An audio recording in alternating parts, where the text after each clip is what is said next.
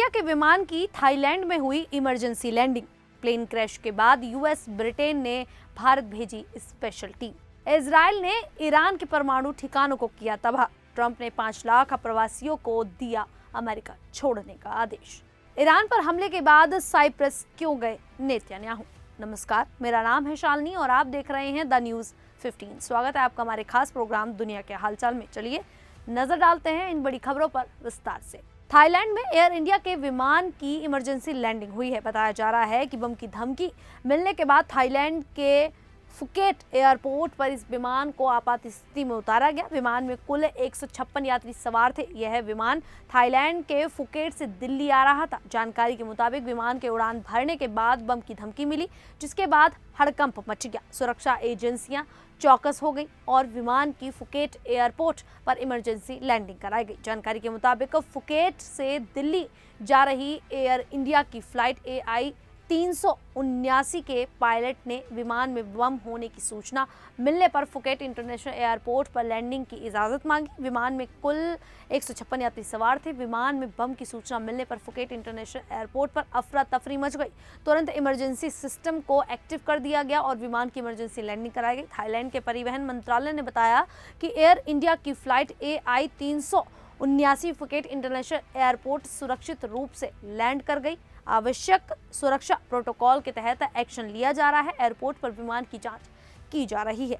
वहीं 12 जून 2025 को गुजरात के अहमदाबाद में एयर इंडिया का बोइंग 787-8 ड्रीमलाइनर विमान उड़ान भरने के कुछ मिनट बाद क्रैश हो गया। ये विमान लंदन जा रहा था और इसमें 242 लोग सवार थे, जिनमें 53 ब्रिटिश नागरिक शामिल थे। इस भीषण हादसे में केवल एक यात्री विश्वास कुमार रमेश चमत्कारिक रूप से बच पाया। विमान के टुकड़े कई किलोमीटर तक बिखर गए और यह हाल के समय की सबसे भयानक विमान दुर्घटनाओं में से एक है।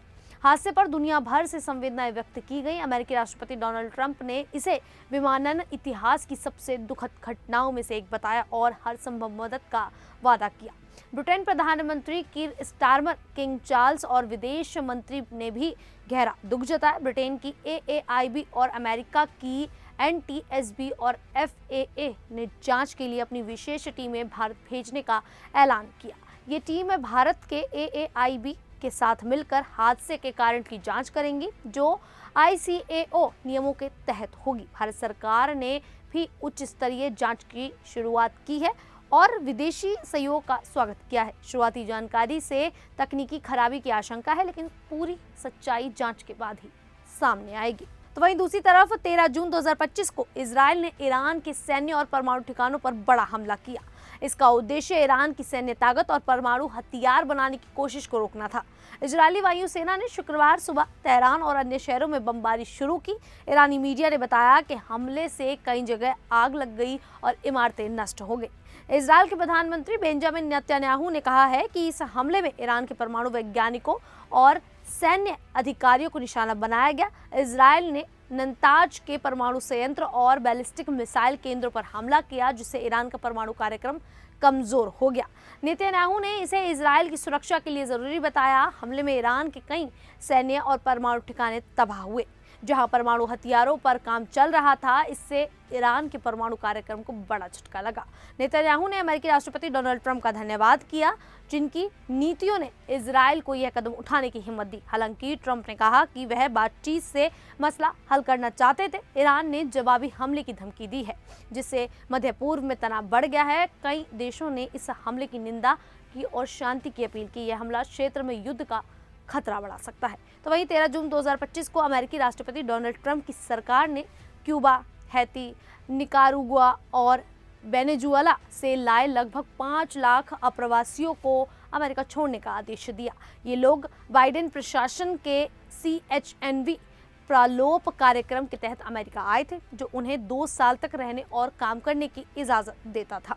ट्रंप प्रशासन ने इस कार्यक्रम को खत्म कर दिया और इन अप्रवासियों के वर्क परमिट रद्द कर दिए। अमेरिकी सुप्रीम कोर्ट ने मई 2025 में इस फैसले को मंजूरी दी, जिसके बाद अप्रवासियों को देश छोड़ने के नोटिस भेजे जा रहे हैं। ट्रंप प्रशासन का कहना है कि इस कार्यक्रम में अप्रवासियों की ठीक से जांच नहीं हुई, जिससे अमेरिकी नौकरियों और सुरक्षा को नुकसान हुआ। DHS की ट्रेसिया मैकलॉगलिन ने इसे अमेरिका फर्स्ट नीति और सार्वजनिक सुरक्षा के लिए जरूरी बताया।